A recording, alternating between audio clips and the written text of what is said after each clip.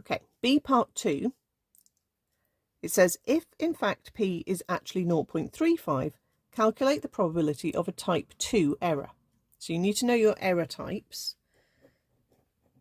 A type 1 error, let's just write them both down, is if you reject H0, but it's actually true.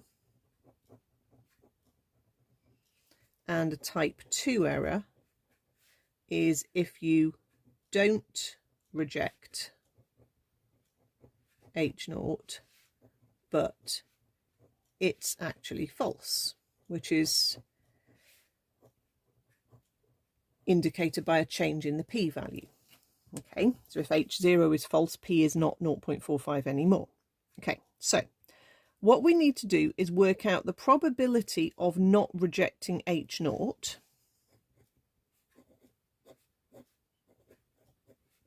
and we're not going to reject H0 if we don't land in the critical region. So I'm just writing all this out so you can see what I'm thinking, but we need to basically say, what is the probability we don't land in the critical region?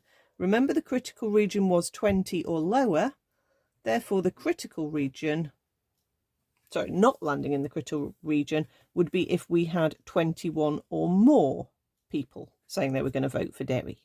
Okay, so we need to work this out, the probability of not landing in the critical region, the probability of not rejecting H0, but using our binomial distribution with a new probability of 0.35 instead of 0.45. Okay, so that's what we've got to do. So because we've got to work out the probability of a greater than or equal to, we need to turn that around and work out the probability of a less than or equal to something. So if we're counting 21 and up here, what we don't want is 20 and lower. So it's 1 minus the probability of landing in the critical region will give us the probability of not landing in the critical region. Okay, that should be nice and straightforward. We'll use our calculator. We'll use BCD again. So we're still doing 20 out of 60, but this time we're changing it to 0.35. And that gives us the probability,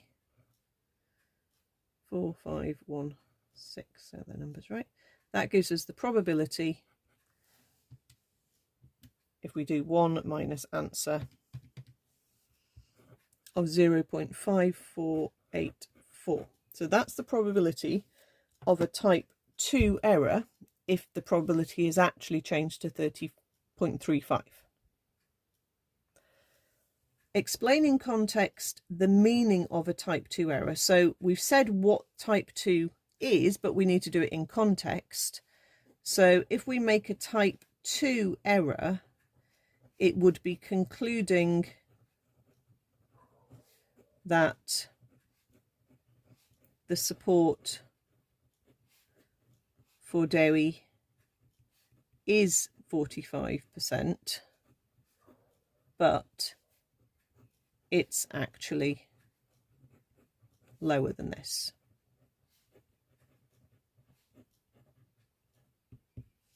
Okay, and then part 4, explain briefly why this test is unsatisfactory. How could it be improved while keeping approximately the same significance level? Well, it's because we've got quite a high probability of a type 2 error. So if the probability of the support for Derry isn't 45%, if it's lower, we're actually going to come to the wrong conclusion, or very pretty likely to come to the wrong conclusion. The type 2 error probability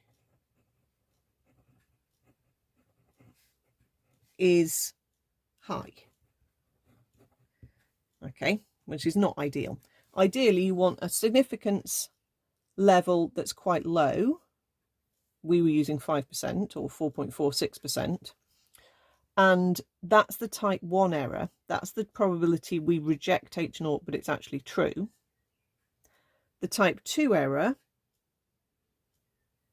is quite high in this case. But it's not a case that you can only have one or other of these type errors to be a small probability, because you could improve it and manage to make both probabilities, that of a type 1 error and a type 2 error, small if you increase your sample size. Okay, so how can it be improved? You would increase the sample size to improve